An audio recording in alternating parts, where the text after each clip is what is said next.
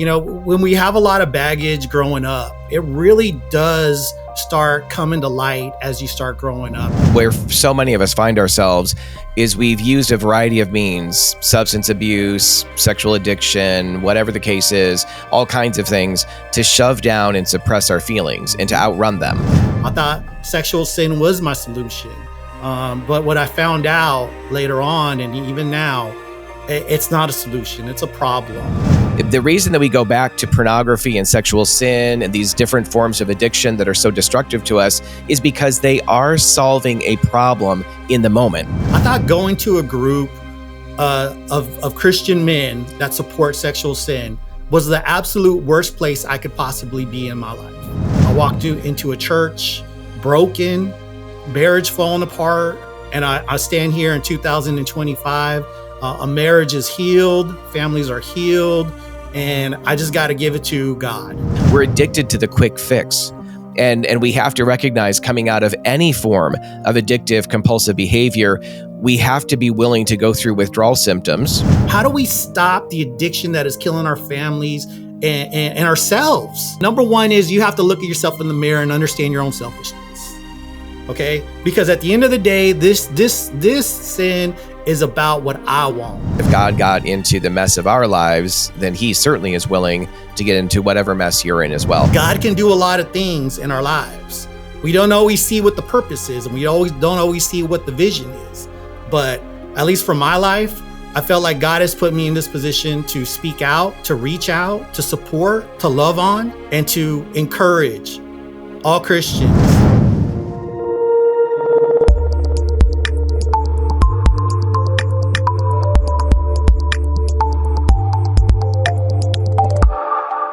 Hey, everybody. Welcome to Love and Truth Network podcast. We're excited that you're here. And I have a guest today that is better known by my assistant, Jeremiah, as they've been connected for the last couple of years. But I'm excited to hear his story. And we're just excited to have you here, Vince, to share some of your story with us and for us to get a chance to engage in some dialogue around some of these topics. Well, thank you, Gary. Thanks to the Love and Truth Network for having this opportunity for me. And we'll just be here to really share and really show men and anybody else that's struggling with addiction right now just what Jesus can really do in this battle. Yeah, we want to give people hope.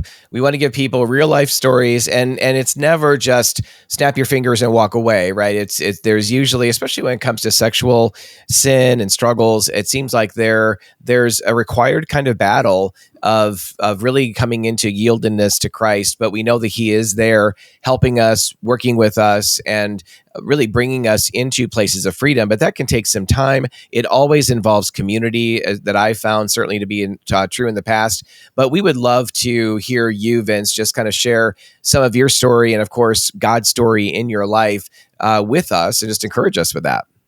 Yeah, I'm originally from Southern California.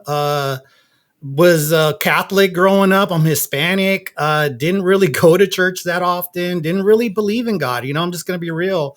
Sure. Up until my 20s, I was practically an atheist. I didn't really think God was for me. I felt like God was for other people, but not really for me. I kind of disavowed all my Catholicism at that age. And I felt like I had everything under control in my 20s. And what I soon found out was, wow, I came with a lot of baggage growing up. And I just want to share that to everyone listening is, when we have a lot of baggage growing up, the family dynamic, issues at home, parents, all that good stuff, it really does start coming to light as you start growing up, as you start getting past adolescence and you really start looking at your life as you start moving forward, you really start noticing that baggage that you're kind of carrying with you. So for me, that baggage looked like alcoholism in my family, sexual sin in my family. So I saw a lot of that growing up. And to me, it was just like second nature. Like, that's just how it goes.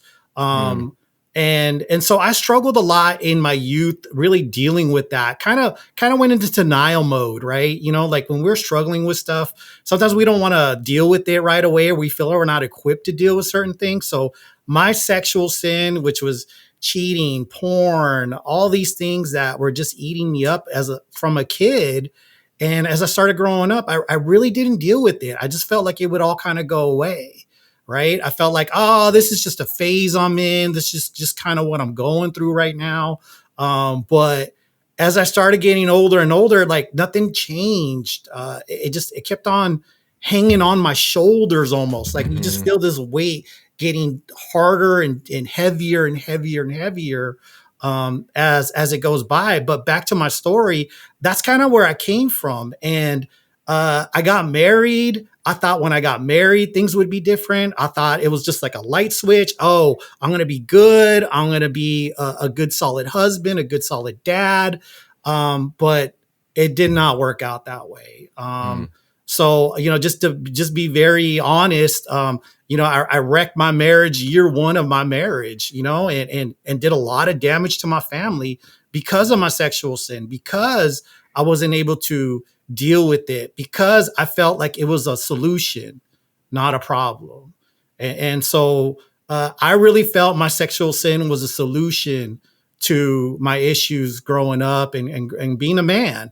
I thought sexual sin was my solution. But what I found out later on, and even now, it's not a solution, it's a problem. My walk with Christ happened 10 years ago. 2015, I was not a believer.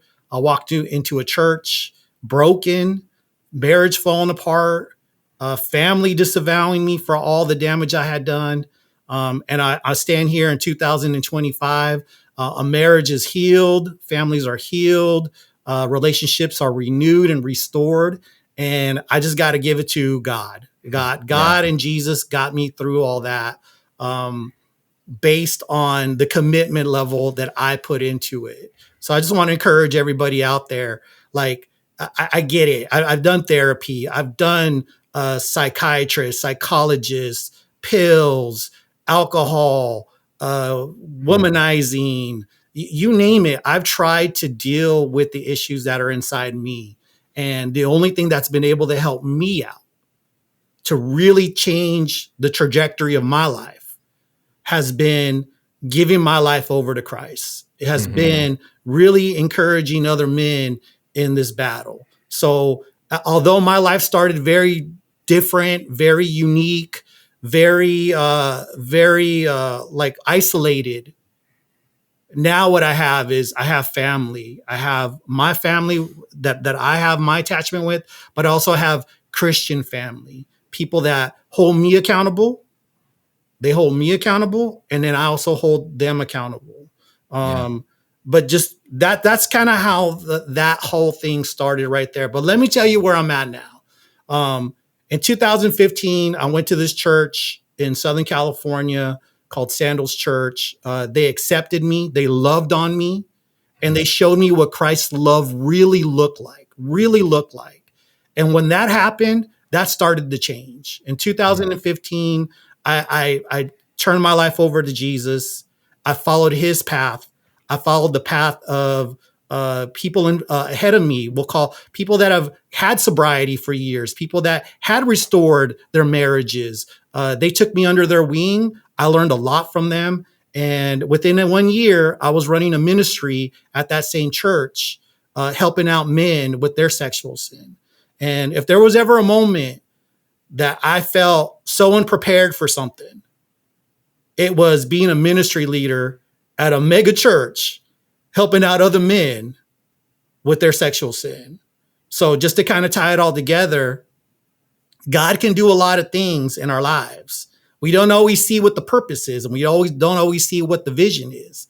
But at least for my life, I felt like God has put me in this position to speak out, to reach out, to support, to love on, and to encourage all Christians, men, women. I've had to deal with everything in my role as a minister, marriages, suicides, you name it, the good stuff and the bad stuff. But God has put me in this position because he feels like he can trust me now. He feels like I'm a good vocal point for him. And I just feel honored by that. I feel honored when we have a purpose in our sin. When our sin gives you a purpose, there's nothing that could stop you, because no one knows shame, guilt, depression. I was suicidal. I was suicidal. I'm not going to sit here and say I was not suicidal. Yep. I felt Yep. like I was losing everything, and for God to be able to restore this, it's just amazing. I just feel like, Well, and it's done through the power of Christ. I mean, as you said, and it really, when you talk about our sin being used for something good, that only God can do that. He can take it and turn it around and somehow mix together this recipe of his finished work on the cross and the Holy Spirit's power in our lives and the junk that we give him, and somehow turn that around for something that can be of great value to others in terms of glorifying God and also giving them hope that if God got into the mess of our lives, then he certainly is willing to get into whatever mess you're in as well. So I just think that's something we need to be talking a lot more about, our stories. It's one of the things I share a lot when I'm speaking and teaching and preaching, is that the church we don't share our stories. We hide behind this veneer of being better and always having been better than we actually are and have been. And instead we need to be we don't need to get into the gory details that enslaved people at all, but we need to be clear and specific about what God has brought us out of and how he's brought freedom into our lives. and let me give everyone an example of what freedom looks like. When I went to that first group at that church, my head was down. I was embarrassed. I was scared. I was like, what am I doing here? Is this where my life has ended up at? Like, I thought going to a group of Christian men that support sexual sin was the absolute worst place I could possibly be in my life. Right. And that's perspective, right? That was just my perspective at that point. Yep. And I was just totally terrified because I had no idea what faith and Jesus and God and church really looked like, right? You said it perfectly, Gary. Sometimes when we think of church, we think of the nice, pretty, right? We just think of the pretty stuff up there, but we don't think about the dark, the gory, the darkest lives are also in that church. And it's hard to talk about those things when you don't feel like you have a safe place. So I feel like everyone needs to get to a safe place where you have people around you that you can truly share about yourself. One of the things that I never did growing up was share. I never talked to people about my problems. I kept it all inside. I felt like I could handle everything. And God in these groups was really showing me, like, trust me, Vince, trust me. Yep. Trust me with your pain. Trust these people with your pain. Trust these people. These are my people. If you don't, you got to trust them too, Vince. So I struggled a lot initially just trusting other people because I just grew up never trusting anybody. So I just want to encourage everybody. Like, I get trust is so difficult because we've been burned. We've been scalded by other people, churches, people, ministers, friends, family. There's a lot of hurt there. But man, I really want to encourage you to really step out of the pain and look towards the freedom. When we talk about fighting sexual sin, it's not a quick race. It's not a 100-meter dash. It's not even a 200-meter dash. This is a marathon. Yeah. This is a marathon. That's right. And so we have to train like a marathon in this fight. So again, one of the things I had to learn was this was not going to be a quick fix. Right? There just is not going to be. You've been dealing with sexual sin since you were a little kid. And you're telling me within going to a group and going to church within a year, you're supposed to be healed?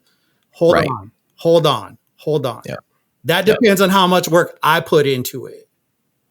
Okay. Yeah. So I also, Vince, I want to back up to something that you shared in your story about, you mentioned going to the church in California in 2015. Like, it seemed like that was a big change from where you had been. What even warmed your heart to the idea of going to a church?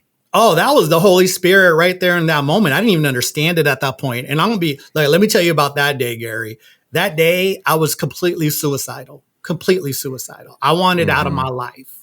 And I just remember driving by that church. It's a Saturday, 5:00. They have a Saturday service at 5:00, and I'm driving by, and I heard clear as day, just clear as day. Vince, you got to get into church. Like, you're falling apart. you're really considering suicide at this point. I didn't realize what was talking to me. I thought I was going crazy personally. But as soon as I stepped foot into that church.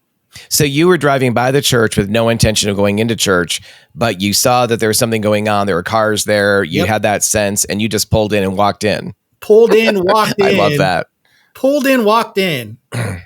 And I'll never forget what happens next. I'm pulling in, walking in, and there's one of the ushers out there handing out, the what's going to be on today's sermon and the songs that they're going to be singing, that little document, right? And he hands that out, and he hands it to me, and he just looks at me and he says, "Are you okay? Can I give you a hug?" Oh. And this is as where everyone's walking into church, Gary. Sure. And I broke down. And I had no clue why I was breaking down. Like I said, sometimes when we start listening to God, it seems so crazy. Yep. It just seems like, wait a minute, I'm not acting right, or something's wrong with me because look what I'm doing right now.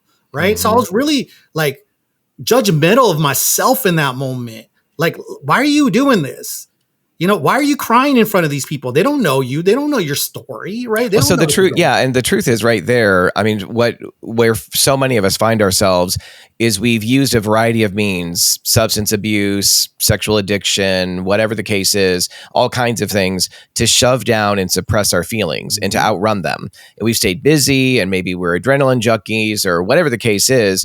We've suppressed all this stuff. And what I think you're describing, correct me if I'm wrong, but it feels like what you're describing is what I've heard many other people describe is this weird sensation of getting in touch with our emotions again, not just anger and being pissed off and rage, which that was always fine, but it's more these tender, softer, feeling like these weaker kind of emotions, which frankly we need to have.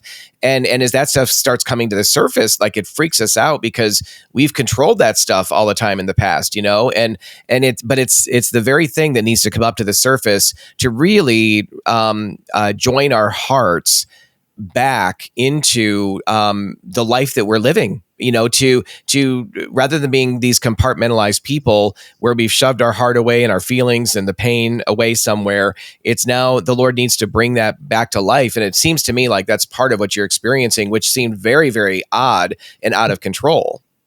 Yeah. I just I really felt as I was turning to become a Christian, there was a lot of resistance. Let's just I'm just going to put that out there. Yeah. Too. There's a lot of resistance out there for me to become a Christian. There was a lot of things that came into my head, people talked to me about, and it was kind of designed to keep me away from discouraging me to be vulnerable with other people. Like you said, Gary, like I felt like I was very compartmentalized emotionally, right? Only certain people got to see certain pieces of my emotions, of my tenderness, of let's just say my vulnerabilities, right? Sure. And when you get to that place where you can't take it no more, right? And that's where I feel I was. I couldn't live with myself anymore. But I also couldn't live with what I was doing to my family anymore. So that guilt and shame was so big on me in that moment. And when this man comes up to you, he just gives you a hug. He didn't ask me what I did. He didn't ask me, like, he just wanted to hug me because he knew I was broken. And to me, that was Jesus in that moment. That when I think of that moment, I think of the moment when Jesus tells the adulteress, like, go on and sin no more. Like, I'm not gonna throw a stone at you, but I want you to get out of this mess that you're in. And that was my moment. That day at church, pastor talking about adultery, broke down again in that, right? So like in just in a couple of hours, I went from this very hard, scared man to just weeping everywhere, broken, but didn't realize at the moment, but God was breaking me in his way. He was trying to show me something he was trying to show me his heart instead of what the heart I thought he was. And a brokenness that leads to healing. And that was the beginning of a long time of healing that took a lot of effort. It took a lot of hard work. It took a lot of reading scripture. It took a lot of telling myself you're wrong, which is not easy to do when you feel like you got everything under control, right? But And then really the brotherhood that I got from the church, having these men step alongside me and really help me, really love on me, which is something that I never felt before. I never felt that kind of like encouragement or love from any group growing up, right? Now, your own family doesn't even give you some of that love and encouragement. And so to find it at a church in your most broken piece, it was just a blessing. I look back, it was difficult. I used to walk through the church with my head down. Now, when I walk through that church, my head is held up high. I just thank Jesus for just everything he's put me through, not in a bad way, but just the opportunities he's really shown me in the tough moments. I also learned I'm a whole lot tougher than I thought I was. I thought I was tough already, but when Jesus really starts challenging you and the Holy Spirit really challenges you to make some changes in your life because the sin is tearing your life apart, like you really have to look in the mirror and really start looking hard at yourself and say, okay, how am I contributing to my sin? What can I do differently to expect a different outcome of what I'm doing right now? Mm-hmm. Yeah, it reminds me, Vince, when as you were talking about the shame that you were feeling, my wife, Melissa, got involved in a program that I later got involved in called Living Waters, and we've been involved with that for 20 years. And when she first got involved in that, one of her leaders had. When she first got involved, she was just filled with shame. She was always staring down at the carpet. She just couldn't look anybody in the eye. Mm-hmm. And then the things that she knew she needed to talk about and bring to the surface and confess, that it just, again, produced great shame. And she carried that for quite a long time. And I heard about that from later after we had got married and we were still involved in this ministry. And one of her very early leaders and I were serving together at a week-long training at Living Waters. And she just shared with me, one day, she's like, I mean, now Melissa, now certainly, but even then, when we were married, she's vibrant and she's speaking into these issues, and she's living life in the open. And her whole countenance she has a phenomenal smile, and her whole countenance is joy, really, so often. And so the leader was just saying, Garry, you don't have any idea, when she first came into these groups, just her, as I said, head down, covered in shame, saturated in that, not being able to look at people. And to see the difference, your story was just reminding me. And of course, I had plenty of my own shame. And I remember, I can still picture the pattern of the carpet that I was looking at when I'm making some confessions and just feeling the heat of that shame rising up and the fear that guys were going to get up and leave the room and, those kinds of things. But yeah, the shame is miserable. One of the things you mentioned, and I want to put a little bit of a twist on this, and so hear me out because it's a different direction than what you mentioned. Like you said that pornography was not a solution, it was a problem. But I agree with you. But I also want to back up and say pornography was a solution. Mm-hmm. The reason that we go back to pornography and sexual sin and these different forms of addiction that are so destructive to us is because they are solving a problem in the moment.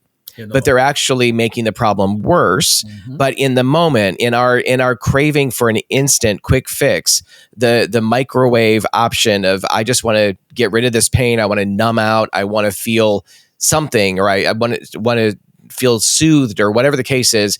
So we turn to these kinds of things, and if we only see them as the problem, and they are, but if we don't recognize, wait a minute, I'm using this as a solution, and it is one, but it's killing me. God has another solution that actually produces life, and I need to lean into that. The problem is, one of the reasons it's so difficult to break, or why it takes us getting desperate to want to break away from our familiar self-induced solutions, is the reason it's so difficult is because God's way isn't microwave. Right. God's way is a slower walk of discipleship. It's the crock pot solution, in a sense, that is so much better and brings us to greater life, but it takes a while in the process, and we can't stand that something takes a while. We are so addicted, not just to porn or whatever the case is, or substance abuse. We're addicted to the quick fix. And we have to recognize, coming out of any form of addictive compulsive behavior, we have to be willing to go through withdrawal symptoms, emotionally, physically, whatever, to go through withdrawal symptoms and also learn what healthy relationships look like. In this case, we've so often sexualized all of our relationships, or many of them, and objectified people. And we have to learn now, wait a minute, these are the ones that God's put in my life to give me true life. Like, I love what you're describing about the church. I often say that church is our second chance at family. Yeah. And when the church is functioning best, it certainly is our second chance at family. And we need to lean into that. But also understand, again, that if we only see pornography as a problem and I've just got to stop doing it, but we don't dig underneath and recognize, wait a minute, how has it been solving my problems in a false way, in a temporary way that leads to greater addiction? What can I do to solve those issues, my legitimate needs? How can I meet my legitimate needs in legitimate ways? And I think so much of that is done through brothers connecting with brothers in deep ways, sisters connecting with sisters in deep ways that run a lot deeper than what we're experiencing in most churches. Oh, I agree with you 100%, Gary. When I was running ministry groups at that church, we would run into 30, 40 guys a night, right? And we would hear lots of stories on what the sin is doing to people, right? What it's doing to marriages, right, what it's doing to kids, what it's doing to the man itself, right? And when you bring that up, the slow cooker approach, right? That is God. God is the slow cooker approach. When we start talking about making gumbo, when you make these like complicated soups that are multiple layers. Yep. They take time. That you don't go to McDonald's for a 5-star meal. You go there for a 2-star meal just because you're hungry. You need something in that moment. Or a half-star meal. Yes. Right. Half-star. Right. Don't get me started. Sorry, McDonald's. Yeah. Sorry, I'm just kidding. We still love you, but in my opinion. But I feel like I think a lot of Christian men walk in with wanting God and Jesus to be a genie, Santa Claus. That was me. Whatever you want.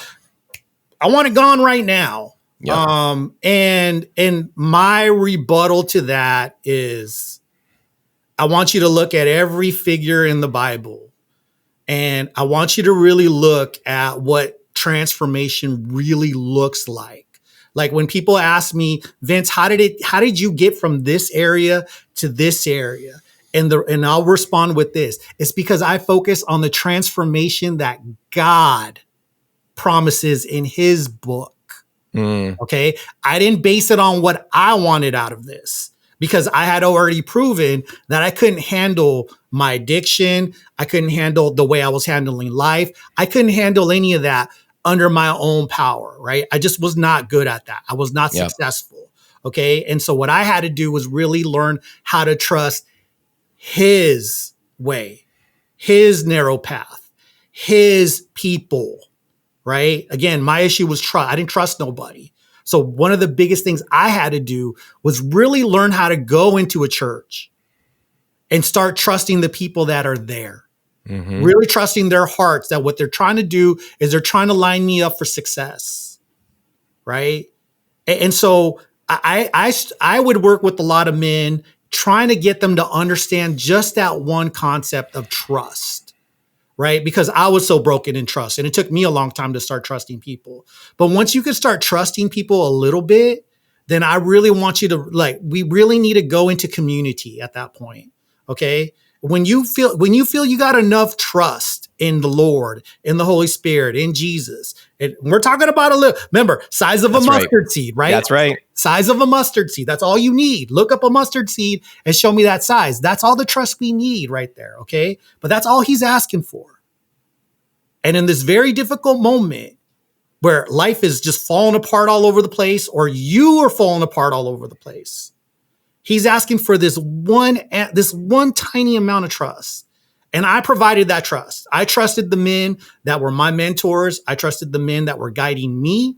And I also trusted other men that weren't my mentors, right? I just went in there with an open outlook on, I'm going to give Jesus and God every opportunity to show me what they can do, but I got to do my part. Yeah. Right. And so my part was eliminating porn and eliminating adultery out of my lifestyle. Mm-hmm. And how does a man do that? How do we stop doing that? How do we stop the addiction that is killing our families and ourselves? How do you stop that? Right. And number one is you have to look at yourself in the mirror and understand your own selfishness. Mm-hmm. Okay. Because at the end of the day, this sin is about what I want. And only about what I want. Sexual sin is a very selfish sin. This is why Paul says, hey, out of all the sins, this is the one I really want you to pay attention to.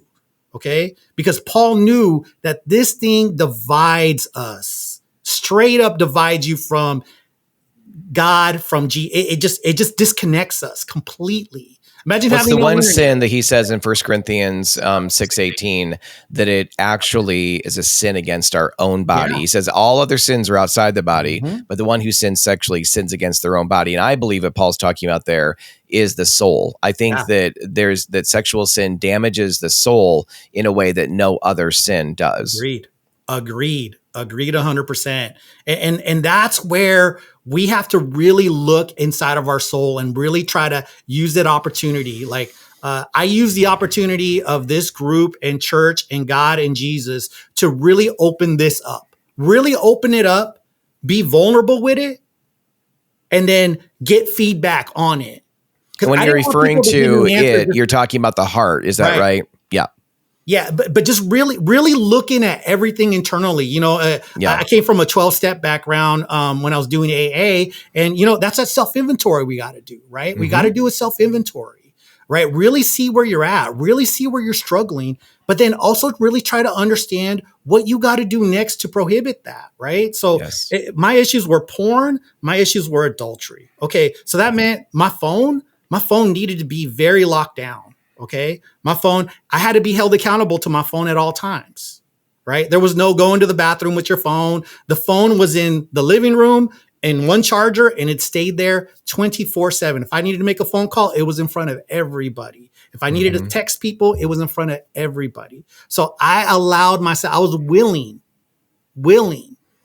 to have other people hold me accountable for the steps I needed to take to remove myself from the sin. And I think you're hitting on a really, really key thing. And there are so many things we could discuss here, but there are some really central themes that if you're serious about breaking pornography addiction and sexual sin in your life, then you have to be willing to humble yourself and receive help. You have to be willing to, okay, so you're a grown man and this is humiliating, but the point is, are you willing of your own volition to recognize this is an area where I've been completely out of control? I can't change. I've tried and I can't change this on my own. So I do need someone to come alongside of me or some brothers, maybe a family member or two, whatever, to be a part of this process and solution. And so therefore I'm going to walk in humility. I'm not always going to like it, but I'm going to recognize that the boundaries, the very close boundaries around me that are protecting me for this season when I'm still kind of craving the addiction or whatever is, and those boundaries don't necessarily have to be that tight all the time in the future, but we need them for a good period of time, just like we need crutches with a broken leg to be able to walk well or to move around at all until that heals up. We need that. And we are oftentimes too impatient and make excuses and justification to get what we want. I hear it over and over again from husbands or wives that have cheated on each other or are involved in pornography or whatever, is that, you know, there's when it's been discovered and there's this period of boohooing and crying and, you know, I'm so sorry, I'll never do it again and blah, blah, blah, blah, blah. But often that's very quick. That goes away as sincere as it sounds, and maybe was intended within a couple of days, a couple of weeks, a couple of months. Then it's like, oh, stop ragging on me. Why do you need to know where I am all the time? Just forgive me and move on. Right. I mean, we've all heard that nonsense, and that's flowing out of somebody who really is expressing an unrepentant condition and is poised for failure. I mean, like going off the cliff. Yeah, and that's another difficult thing, and especially like as we hurt people, right? As you hurt people, and I've hurt lots of people because of Mm-hmm. my sin, right? And one of the things that I had to learn in that is patience, right? I can't force someone to forgive me of That's something right. that I've done. I can't force them to. I cannot. I'm not going to guilt them either. I'm not going to use guilt tactics to manipulate them in any fashion anymore. Like I used to manipulate my wife. I used to manipulate everybody, right? Mm-hmm. And when this started, when I really wanted to take this on with Christ, I said, no, we're not. We're going to be real. We're going to be honest. We are going to change our habits of lying, of living two different lives, because I was living two different lives up until Yep. then, Right. right? You know, and so you have to lie, you have to hide, you have to live like you're 007 sometimes, Mm-hmm. just to get through all your cheating and all your nonsense, Yeah. right? And Which is miserable. I mean, right, that's stinking hard to do. oh, it's hard. Oh, it's hard. You know, one of the best freedoms Christ has ever given me was I didn't have to live a double life anymore. That's right. And when you don't have to live a double life, you could just be Yeah. authentic. You don't Yeah. have to pretend. You don't have to remember lies. Like I used to, That's right. why did I tell that person? Wait a minute. Did I tell them last week this? Like Mm-hmm. you don't have to keep track or tabs of your lies no more Yeah. because you're living authentic again. You're That's right. living a real life again. And so again, if you're out there living a double life because of sexual sin, let me tell you what the best freedom is. The best freedom is not having to deal with that anymore because you Mm-hmm. get to live your life the way he has intended for you. And it feels great. You don't have to worry about lying to people Yep. because you're not interested in the sin no more. You're interested in him. It's Right. very much akin to the Old Testament, and certainly in the Old Testament and in other countries today, you see idols kind of everywhere, right? Physically, you're seeing them and carved out of wood and made out of stone and made out of gold and silver, etc. And it's as long as as long as those idols are intact, and of course there were times in God's family in Israel where there were idols everywhere, just loaded with idols. And when you had someone come along like a Josiah and rip that stuff down and destroy the idols, there was such relief. There was such finally the idols are toppled over, they're broken, they're destroyed, and there's an opportunity to come back into that the worship of the worship of our Creator, not something that we created, we're bowing down to and calling God. Mm-hmm. And so it's a similar thing with pornography or greed, other addictive forms of sin. And is when we finally tear that thing down, like it looks so big. If people don't, this is a common problem. When we have lived a double life and we are projecting something that is so good and maybe true of who we are, Mm-hmm. but it's not fully true because it isn't combined with the brokenness. Right. To be fully known is to be fully loved. And so when we're projecting these great images and casting those out there, those become idols. And it is one of the hardest things for people to realign their lives under Christ and find freedom is that they don't want to tear down that idol of how people see them, how they know them. Like if people knew who I actually was, all of their opinion of me would be utterly shattered. And the truth is that's almost more unbearable than giving up the pornography or whatever, the cluster of sin that we've entered into. And so we have to address that as well. We have to be willing to be humiliated by our own choosing, hopefully, rather than God.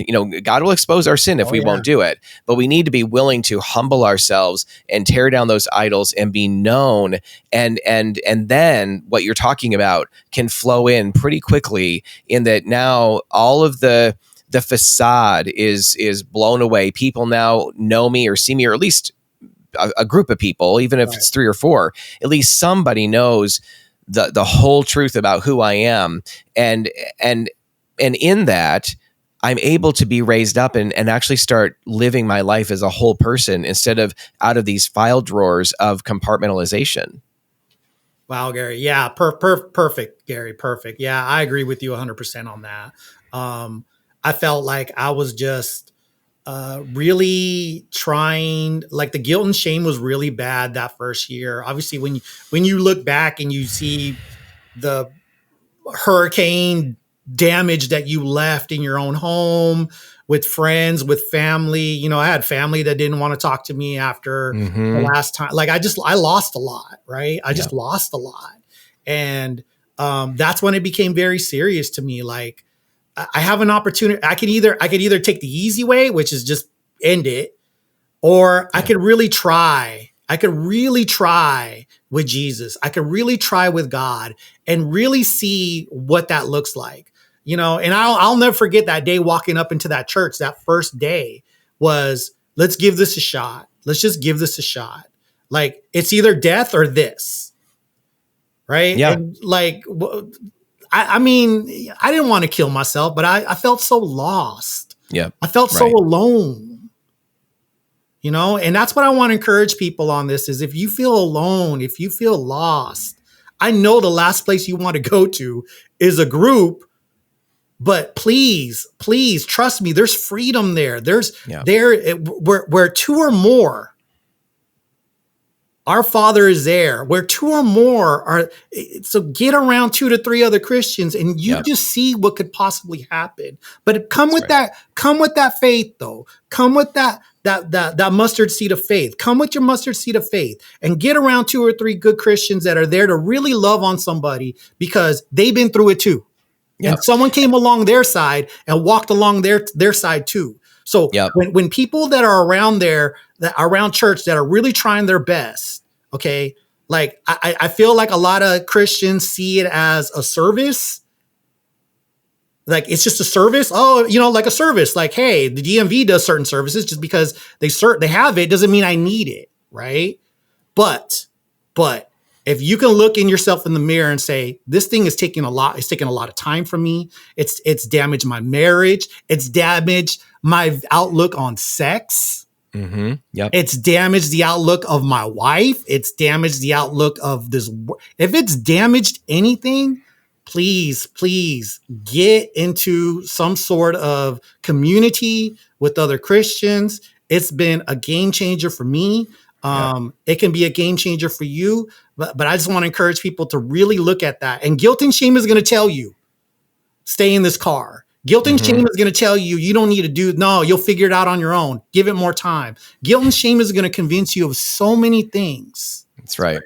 And I just really want to encourage you and say no to guilt and shame. Start getting used to saying no to guilt and shame and start saying yes to Jesus. You know what? He even said it with the adulterer was, I'm not going to throw the first stone. I'm not going to throw that first stone. He even questioned everyone else there. Whoever's not sinned, go ahead and throw that first stone. Mm-hmm. And no one could. Except for him. And he still didn't do it. Right.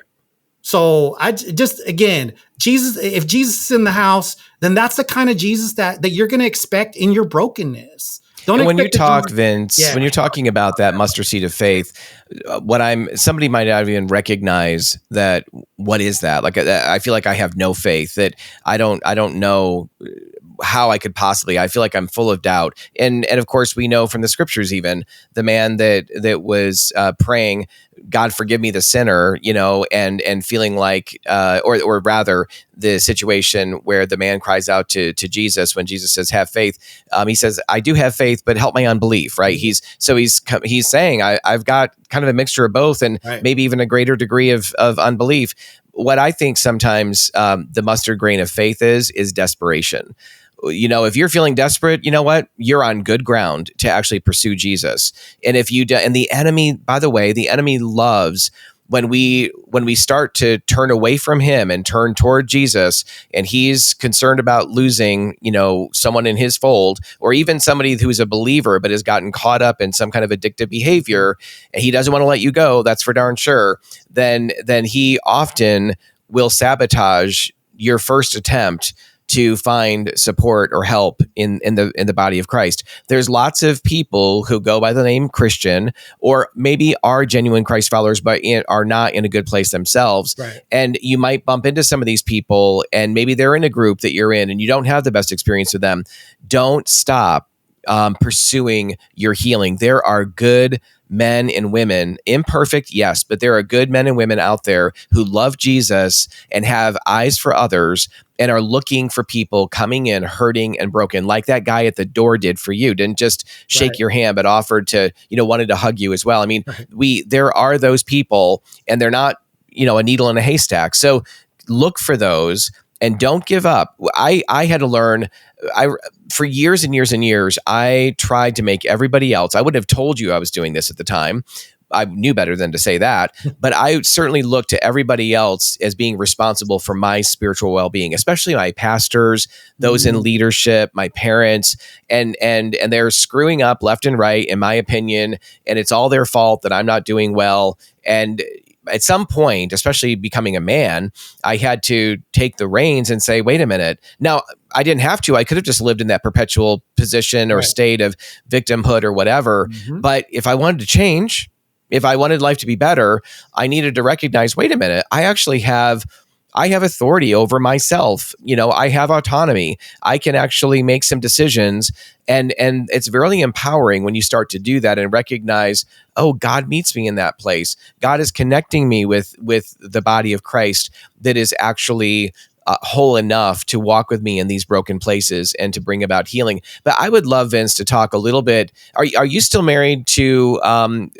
Yeah. I don't think you were divorced. No, So never got talk divorced. about how you said you blew up your marriage within the first year, and so obviously your wife has gone through a bunch. What is that healing process been like? And of course, it'd be great to hear from her on this too. But from your vantage point and what you've gleaned from her, what's that been like for her to navigate through these years of up and down? And what's your relationship like now?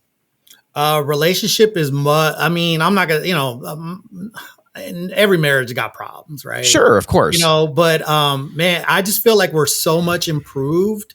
I feel like when we were younger, we were both hotheads, right? We're both hotheads. And she's loved Jesus practically her whole life. So she's always kind of been the one that's kind of invited me to church and I wouldn't go. I was that kind of a husband, right? Yeah. And ever since we went through the adultery, all the porn stuff that I was into, and really started showing her how important this was to me. That really changed a lot, because the first year was very difficult, because obviously I looked at my wife as a burn patient. Okay. She's just had second and third degree burns all over her body. Okay. And you just don't start giving them all kinds of stuff. You have to wait for that skin to heal first, right? You got to wait for them to heal. And so you want to talk about patience. Like, you really want some patience, then watch your spouse have to go through their healing. Okay. A healing that you caused, a pain that you caused. Right. And so I couldn't sit there and just judge her on what she was willing to forgive me and not forgive me about. But what I had to do is, I had to sit in patience. I had to wait for God to heal her heart. Yes. Right. So one of the first prayers I started having when I first started becoming a Christian was, God, do what you want with me, but heal her heart, because she didn't deserve what I did. She didn't deserve these years that I've been doing all this nonsense. Right. And so that's when I learned to pray. When you learn to pray for other people, it really changes your outlook on stuff. So again, I had to really learn selfishness was a real key factor in my sexual sin.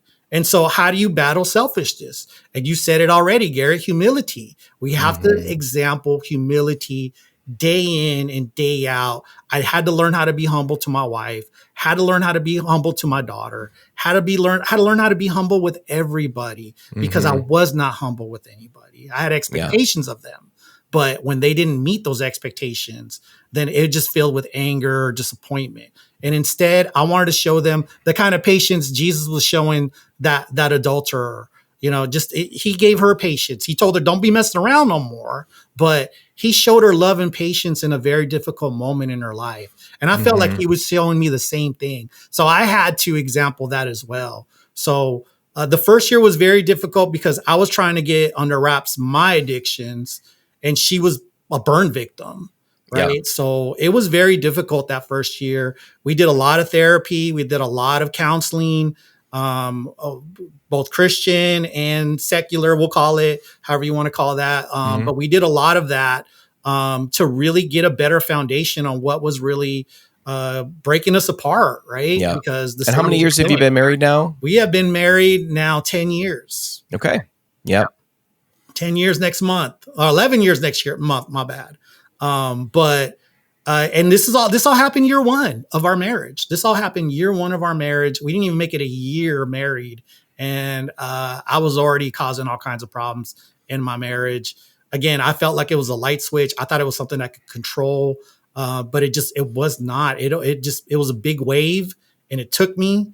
And when you're trying to recover from a big old wave sweeping you away, it just takes a lot of effort. And Yeah. when you see your wife struggling day to day because of the damage you've done, that guilt and shame is very heavy. But instead of living in that guilt and shame, and I'm not gonna lie, I lived in that guilt and shame for about a good 8 months. I lived Hmm. in guilt and shame, heavily depressed. Uh, couldn't believe what I had done to my family. Couldn't believe what I like. Sometimes you look back and you're like, I don't even know why I did that. Hmm. You know, you just reflect and you're like, well, come on, man. Like you weren't thinking, what's wrong Yeah. with you? Right. And I started having those hard conversations with myself, sober too. Right. I gave up alcohol at that point. I gave up, I was smoking weed back then. Hmm. You really have to have a sober mind to really be able to inspect yourself, to really look at Yeah. yourself and see what's really breaking you. Like why is sexual sin so high on the list? Why is sex so important to me? That was the question I asked myself. Vince, why is sex so important to you that you hold people accountable to what they do and what they don't do? Okay. And then why are you so aggressive looking for outlets with sexual sin, right? Whether it be porn or seeking out relationships outside of my marriage, right? And then the last thing that I really had to struggle with was like, how are we really going to change all this? What's going to be your new outlook on all this? Are we going to stay here? Like you said, I could sit there and just be a victim, Gary. I could have sat there and been a victim. Well, because of my family, because of the way I grew up, because of this, because of that. I could have used a million excuses as to why I was going to sit there for the rest of my life. But I didn't want that anymore. God was really showing me in that moment. And plus, when you're in community and you see freedom, other people's freedom, that's infectious. I saw other guys who were 5 years clean without porn, 6 years clean without porn, hadn't stepped out on their marriages in 10 years. When you see that kind of freedom with your own eyes, you want that. You Yeah. want that. So that's Well, and I think it's just, so important as well to, like, you're asking, like, why am I doing this? Why am I going after these things that are so destructive? And I think that's a very important question. And it's not just a rhetorical question. It really is part of what I'm hearing you expressing, I believe, is that you've entered into relationships that are real and vulnerable and transparent, and that there's a love and there's a care that you're experiencing now in the body of Christ because of the vulnerability that is filling up a lot of the empty places that were in you that led to these quick fix options of right. porn and hookup or whatever. And so I don't think that anyone gets out of really serious and heavy porn addiction or sexual addiction or whatever, or compulsion, that they get out of that just by knowing the right things to do Right. and by praying more. Praying is very important. Right. Knowing the right things is very important, but it has to connect to relationship, because God wants to pour in to those empty caverns of our soul. Wants to pour in love and care and affection and deep connection and relationships that start to soothe a lot of the places that feed into us being triggered and desiring to go out and act out in some, just to fill up the emptiness in some way, or to quell the infection, the emotional infection, or anything, just to make it stop for a little while. And instead, we need to be looking for the lasting solution that which is love and care in the body of Christ, that, of course, Christ is the head of as well. So I'm absolutely convinced that there are aspects of the grace of God, aspects of the healing power of God, and relationship with God that we do not experience. There's an intimacy we can experience between us and him that we need to pursue. But there is a level also of what he wants to pour into our lives that he pours out only through the conduit of community. And so if we refuse for there to be vulnerable around community, we are automatically deciding, I'm not going to receive that part of your love and grace and care. I'm not going to experience some, and it's not a perfect experience, but it's a good experience of Jesus with skin on in my brothers or sisters. I'm not going to let myself experience that because I won't let anyone know me. I won't let anyone get very close to me. Well, that's not going to fill up those empty places that keep longing for some fix. So we're frustrating ourselves by not allowing community in.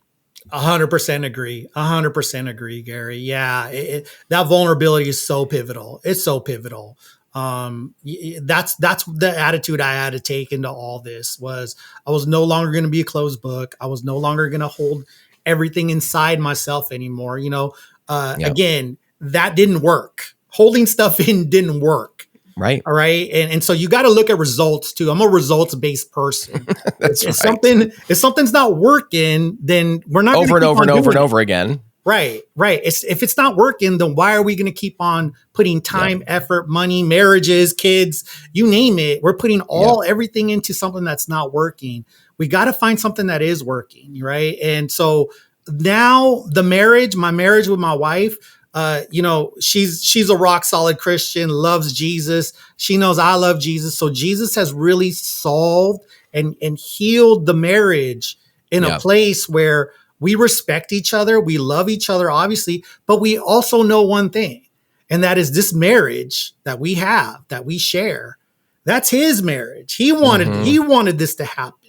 Right. And all glory to him. So I just feel like God knew I was designed to be with her, but I had to really change a lot of things that was going on inside my mind and in my heart and in my soul that needed to be changed in order to really align with the expectations of what a Christian is and looks like, and what Jesus is and what he looks like. Right. I want to be able to look back on my life and say, yeah, he had a rough start, but he finished really strong. Right. Yes. And that's kind of the goal right now, is really looking towards Christ in a lot of different battles. I use Christ for every battle I have in my life now. It's not just sexual sin. I use it for battles against anger. I use it with my employment. I have a very difficult, a very needy job, and that gets frustrating, right?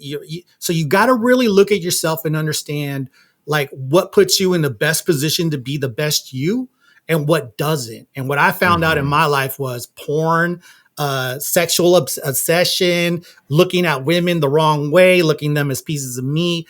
All those things was keeping my mind off of what I needed to be focused on. So again, men, women, whoever's listening, you got to remember, the sexual sin is designed to distract us. It's a time killer. It's an emotional killer too, because what we're looking online, we feel that's reality, and it ain't. It's all manufactured. That's porn is It's a studio like any other studio, and it's actresses, it's actors, and it's designed to make money. It's a business. So Vince, you touched on something just now that I want to kind of come back to as we wrap up here, and that is, and you don't need to get into the details in terms of what you do, but for people listening, they might, and you're obviously involved in a lot of ministry. You're involved with other people. You're involved in a group regularly, at least one, if not more. But it's not like you're doing ministry full time. Like, you have a regular full time secular gig, but what I hear from this conversation, but also when you and I spoke a while back, last week, I think it was, we talked for quite a while. And what I hear, I think, is somebody who exemplifies the call of God on every believer's life. It doesn't matter whether you're in vocational ministry or not. We're all called to be ministers of the gospel. We're all called to be disciples of Jesus Christ. And we're called to be spiritual brothers and sisters and fathers and mothers to people who are lost and confused and struggling. And so, I think of Colossians, where Paul talks about comforting one another with the love that we ourselves have received from God, or the comfort we've received from him. Well, you've received comfort. You've experienced that. You're passing that on to others. I just want to really underscore, though, it's not like you have to leave your job unless God's calling you into some kind of full-time vocational ministry, that you can, your work is your mission field, and your family is your first mission field, period. And but there's so many other opportunities where you are just pouring out in people's lives. People are pouring into you. Talk a little bit about, again, without the specifics of what you do, but that is right? You have a full-time secular job. Yeah, I got a full-time job, more 40 plus hours on call, all that good stuff. I have a family, have a home. I've got my parents here in Arizona, so I help them out a lot. But to go back to like what I was doing or what I do, even though I'm working, I answer phone calls. I answer texts. I schedule time with men that are going through divorces, that are going through periods of toughness, right? They're trying to do things right and they're struggling. I've been through a lot of divorces, helping men, so it's not just a sexual sin that I'm involved in, right? That's obviously my forte, right? Because that's where I came from. But at this point in the game, I'm supporting drug abuse. I'm supporting families that are falling apart, economic issues, right? The economy is not in the best position. Yeah. And economics is a big force of men that are checking out and say, well, I can't get a job. I don't have money. I might as well just sit around and take a look at this phone and just see where it leads me, right? We already know it leads somewhere bad, but so I'm looking at all these things. I'm still in contact with ministers in Southern California. We work together all the time. I work here with Revive 40, helping out men here in the Phoenix, Arizona area. And that's a support group for guys overcoming pornography and other sexual sin areas. Yep. Correct. Revive 40, again, designed for sexual sin, men's sexual freedom out of Southern California. That was the ministry I was a part of. There's another ministry in Southern California called Bulletproof. They take a 12-step approach towards sexual sin, but mostly focused on Jesus. They use a lot of Jesus in 12 steps at that group, at that entity. And like I said, I like talking to all the groups that are fighting against sexual sin. I like being a part. I want to be known as a partner to all the people that are trying to help Christians overcome sexual sin. I feel like that's my calling. And all it takes is a phone call. All it takes is a text message. I don't have to have all the answers, people. I don't have all the answers. But what I do have is scripture. What I do have is hope. What I do have is faith, right? And a transformed life. And a transformed life, right? And hopefully that's enough to help somebody really look at themselves in the mirror and say, hey, if that idiot can do it, I can do it too.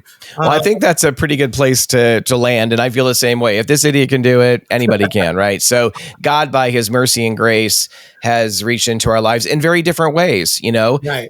Even though I went off into the LGBT world and felt like that was my identity and all of that, and you went off into this space, the truth is the root issues for you and me were very similar. They look different in the outgrowth. And that's something we need to realize, especially people who struggle with same-sex attraction or gender dysphoria or whatever. And when we feel like we're so unique and nobody really understands. No, the truth is we all go through a lot of junk and can get wrapped up in all kinds of pain and brokenness and losing our families, et cetera. And the truth is, same root, different fruit. We need to come and surrender to Jesus, and we need to support one another in real and vulnerable ways. And the church needs to become more transparent, more vulnerable in its approach to these issues. We love the church, and we want to see the church strengthened in being the church in restoring lives that have been sexually broken, that are confused about their identities, where relationships are broken, as with single individuals, married individuals, et cetera. There's so much more we can do relationally to support one another. So it's been great talking with you, Vince. I'm so grateful that you came on. Thanks for joining us for this episode. Thank you, Gary. Thank you, Yeah. Love and Truth Network. Appreciate you guys, all the work you're doing. Thank you. Thank you so much. Well, hey, for everybody that tuned in to this episode, I hope this was something that's been informative and helpful for you, and you've been really encouraged by Vince's story and also just so many of the things that he shared with us. It's been good to have you with us. We look forward to seeing you in another episode. Take care. We so appreciate the time you've just invested with us in our Transforming Congregations podcast. To join us for future podcasts, dial into transformingcongregations.org/podcast, and we look forward to seeing you in a future podcast.